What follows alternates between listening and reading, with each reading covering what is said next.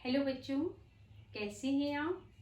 आशा करती हूँ आप घर में स्वस्थ होंगे, अपना पढ़ाई पर पूरा ध्यान दे रहे होंगे। बच्चों, आज हम लोग पाठ 11 जो रसखान जी द्वारा लिखा हुआ है, सवैये हैं, वो आज हम पढ़ेंगे, जो हमारी क्षितिज पुस्तक भाग 1 से लिए गए हैं। ये काव्यखंड है। काव्यखंड जहाँ पर कोई कविता, पद ये सब आते हैं उसे हम काव्यखंड कहते हैं। तो आज हम सवैये के सभी 4 सवैये रसखान जी के हैं। चारों सवैये की हम आज सार समझेंगे, उनके प्रश्न उत्तर समझेंगे। बच्चों, हर बार की तरह समझने से पहले आप मेरे YouTube चैनल को लाइक और सब्सक्राइब करना ना भूलें। तो बच्चों, अब हम रसखान जी के बारे में पहले थोड़ा जानते हैं।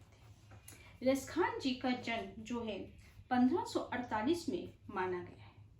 ये उसी काल के कवि हैं जब हमारे कबीरदास जी, रहीमदास जी, मीराबाई हुए थे, तभी रसखान जी कवि ने लिखा था, तभी रसखान जी का जन्म माना गया है। इनका जन्म 1548 में माना गया है। ये कृष्ण भगवान के बहुत आराधना करते थे, बहुत उनको मानते थे। इन्होंने अपने सारे सवैये में कृष्ण भगवान के बारे में ही लिखा है। ये धर्म से तो मुसलमान थे, लेकिन ये धर्म को इतनी मान्यता नहीं देते थे, धर्म को इतना नहीं मानते थे। ये कृष्ण भगवान के ही भक्त बने थे। इनका जन्म 1628 में माना गया। तो ये था रसखान जी के बारे में। अब रसखान जी ने यहाँ पर 4 सवैये दिए हैं। चारों सवैये की समरी जो कुछ इस प्रकार है। पहला सवैया जो है, मानुष हो तो वही रसखान। पहले सवैये के सार में ये बताया गया है कि रसखान जी कहते हैं कि अगर मैं मरने के बाद जब दूसरा जन्म लेता हूँ और दूसरे जन्म में अगर मैं मनुष्य बनूं, तो मेरा जो वास हो वो गोकुल गांव में ग्वालों के साथ हो।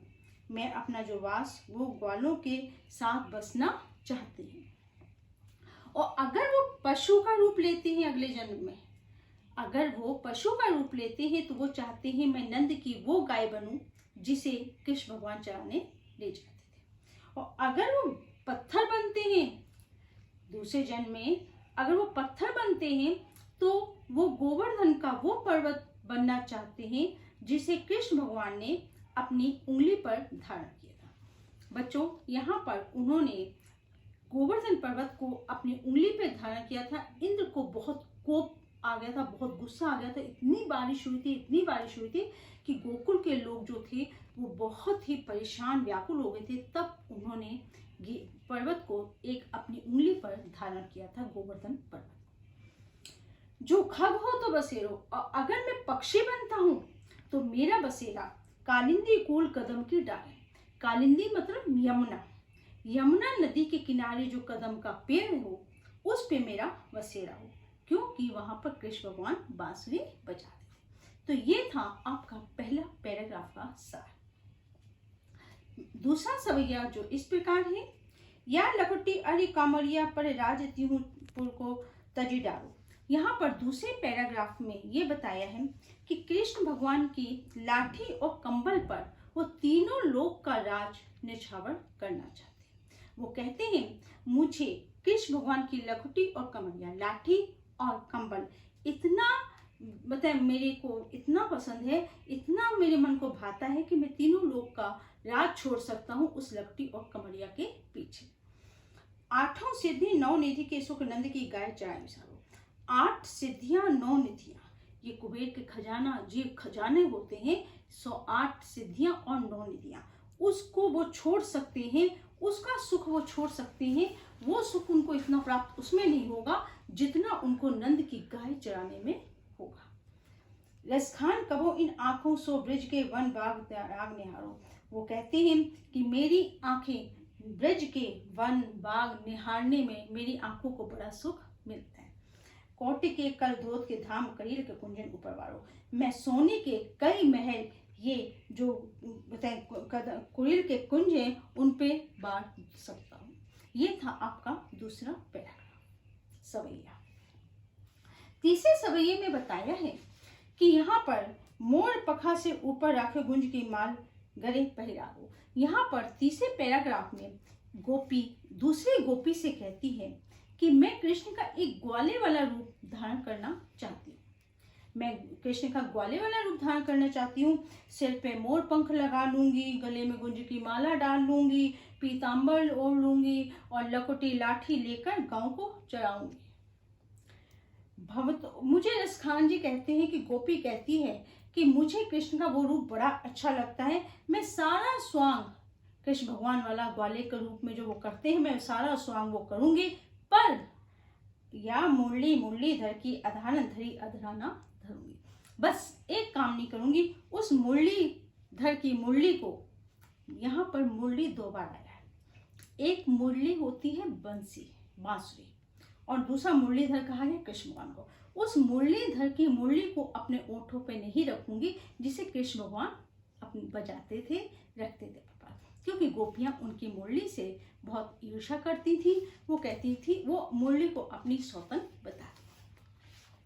चौथा जो है वो इस प्रकार है, कानन दे अंगुरी रख रही हो जब ही मुरली की धुनी मंद बजे है। यहाँ पर गोपियां कहती हैं कि जब कृष्ण भगवान मुरली बजाते थे, बांसुरी बजाते थे, तो ऐसा लगता था जैसे कानों में अंगूर का रस डलती हो। बड़ी मीठी मीठी धुन सुनाई देती थी और इस मोहिनी तान को सुनने के लिए अटारी पे चढ़ जाती थी और कोई उस समय कितना भी कोई बुला ले, किसी की समझ में कुछ नहीं आ जाता था। सब इतनी मुग्ध हो जाती थी उस मुरली की धुन को सुनने में कि किसी की सुनाई पे कोई कितना भी बुलाई, कोई कोलो को कितनों समझे, कोई कितना भी उन्हें आवाज लगाए, उनकी कुछ नहीं समझ में आता था, क्योंकि वो उसी में लीन होती थी। मायरी वो मुख की मुस्कान समरे ना जहे ना जहे। जब कृष्ण भगवान मुरली बजाते थे और उस समय उनके मुख पे जो मुस्कान होती थी वो हृदय को इतनी आनंदित करती थी कि वो संभाले नहीं संभलती थी। तो ये था आपका पाठ का सार, जो आपके चारों सवैये रसखान जी के थे। मैंने आपको समरी बताई है। अब यहाँ पर मैंने प्रश्न भी लिखे हैं। हर पैराग्राफ में से प्रश्न भी बनते हैं। जैसे आपका पहला पैराग्राफ में से कि अगर बताएं, रसखान जी कहते हैं अगर मनुष्य का रूप लें तो वो क्या चाहते हैं। मनुष्य के रूप में वो चाहते हैं कि उनका वास ग्वालों के साथ गोकुल में हो। पशु बने तो वो क्या चाहते हैं, गाय बनना चाहते हैं। अगर वो बताएं पत्थर बने तो क्या चाहते हैं, गिरिधर का पत्थर, गोवर्धन पर्वत का पत्थर बनूं। और पक्षी बने तो मेरा बसेरा वहां हो जहां कृष्ण भगवान जी बांसुरी बजाते थे। कालिंदी कदम की कूल डाल, कालिंदी मतलब यमुना नदी के किनारे जो कदम का पेड़ है वहां। तो इस प्रकार के जो क्वेश्चन भी बनते हैं। ऐसे ही अब आपको और क्वेश्चन ही प्रश्न ही जो पाठ के अभ्यास में ही दिए हैं, यहाँ लिखे हुए हैं, वो भी मैं आपको अब समझाऊंगी। यहाँ पर पहला प्रश्न जो इस प्रकार है, ब्रजभूमि के प्रति कवि का प्रेम किन किन रूपों में अभिव्यक्त हुआ है। बच्चों ये आपका पेज नंबर 102 में पहला प्रश्न है। तो यहाँ पर आप लिख सकते हैं कवि का ब्रजभूमि के प्रति जो प्रेम अभिव्यक्त हुआ है कि अगर वो मनुष्य बनते हैं तो गोकुल में वास करना चाहते हैं ग्वालों के साथ। अगर वो बताएं क्या कहते हैं पशु का रूप लेते हैं तो नंद की गाय बनना चाहते हैं। अगर वो पत्थर बनते हैं तो गोवर्धन का पत्थर बनना चाहते हैं। अगर वो पक्षी बनना चाहते हैं, पक्षी बनते हैं तो वो कदम के डाल पर अपना वास चाहते हैं। तो वो हर तरह से कृष्ण के आसपास ही रहना चाहते हैं।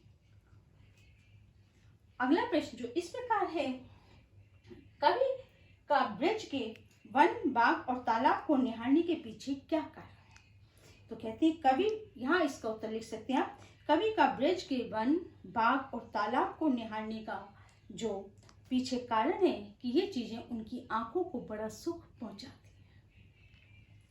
अगला प्रश्न आप लिख सकते हैं जो लिखा हुआ है यहाँ पे, एक लखटी और कमरिया पर कवि सब कुछ निछावर करने को क्यों तैयार है। तो आप लिखेंगे एक लखटी और कमरिया पर कवि सब कुछ निछावर करना चाहते हैं क्योंकि वो कृष्ण की होने के कारण दोनों वस्तुएं बहुत अमूल्य हैं जिनका कोई मूल्य नहीं। अगला प्रश्न, चौथा प्रश्न जो है वो है, सखी ने गोपी से कैसा रूप धारण करने का आग्रह किया था, अपने शब्दों में लिखिए। तो यहाँ पर आप लिख सकते हैं, सखी ने गोपी से ग्वाले का रूप धारण करने का कहा था कि मैं कृष्ण का ग्वाला रूप धारण करूंगी, गांव को चराऊंगी ग्वालों के साथ, ये रूप उन्होंने धारण करने के लिए कहा था।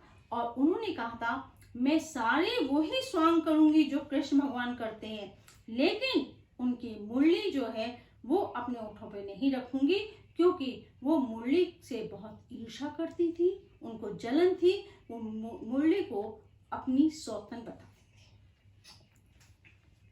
पांचवा प्रश्न है, आपके विचार से कवि पशु, पक्षी और पहाड़ के रूप में भी कृष्ण का सानिध्य क्यों प्राप्त करना चाहता है।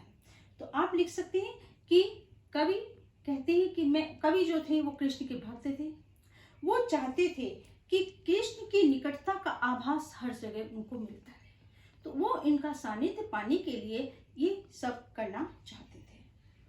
चौथे सवैये के अनुसार गोपियां अपने आप को क्यों विवश पाती हैं। चौथे सवैये के अनुसार गोपियां अपने आप को इसलिए विवश पाती हैं कि जब कृष्ण भगवान बांसुरी बजाते थे तो उनके जो मुख पर मंद मंद मुस्कान होती थी वो इतनी अच्छी होती थी कि गोपियां कहती थी कि वो हमारे हृदय में समा जाती थी और इतना आनंदित हो चुकी थी कि वो संभाले नहीं समझती, वो अपने आप को विवश पाती थी। आगे है प्रश्न नंबर 7 जो यहाँ पर नहीं लिखा हुआ है, लेकिन मैं आपको उस प्रश्न का भी उत्तर समझा देती हूँ। यहाँ पर है, भाव स्पष्ट कीजिए। यहाँ पर का और खा दो पाठ दिए हुए हैं। कौटिक एक कल धोत के धाम कुरील के कुंजन ऊपर वालों। यहाँ पर है कि यहाँ करील के वे कुंज जहाँ कृष्ण का वास है, जहाँ कृष्ण बांसुरी बजाते हैं, उन पर सोने के भवन निछावर करना चाहते हैं। अगला है, मायरी वा मुख की मुस्काने समरे, ना जहे ना जहे ना जहे। गोपी कहती है कि जब कृष्ण भगवान बांसुरी बजाते थे और जब उनके मुख पे जो मुस्कान थी वो इतना हृदय को सुख देती थी कि वो संभाले नहीं संभलती थी, इतनी वो सुख पहुंचाती थी। यहाँ पर प्रश्न नंबर 8 जो है, कालिंदी कूल कदम की डालन में कौन सा अलंकार है। तो बच्चों आपको एक बात, अब ये अलंकार हम आपको पढ़ाएंगे, लेकिन यहाँ पर पूछा गया है तो मैं आपको बताती हूँ कि अलंकार यहाँ पर अनुप्रास अलंकार है, क्योंकि यहाँ पर का वर्ण की आवृत्ति बार बार आ रही है, तो कालिंदी कूल कदम की डालन में अनुप्रास अलंकार। अगला प्रश्न अगला है, काव्य सौंदर्य स्पष्ट कीजिए। या मुरली मुरलीधर की अधान धरी अधरा ना धरूंगी। यहाँ पर 2 बार मुरली आया है, एक बार मुरली का मतलब है बांसुरी, दूसरी बार है मुरलीधर। मुरलीधर मतलब मुरली को धारण करने वाले, उनको कहा है कृष्ण भगवान को। तो यहाँ पर 2 बार मुरली आया, लेकिन दोनों के अर्थ अलग अलग है। तो यहाँ यमक अलंकार है, एक मुरलीधर है कृष्ण भगवान और एक मुरली है बांसुरी। तो ये प्रश्नों के मैंने आपको समरी और प्रश्नों के उत्तर संक्षेप में समझाए। यहाँ पर पैराग्राफ से भी प्रश्न बनते हैं, वो प्रश्न भी आपको हम समझाएंगे। अभी मैंने आपको इतना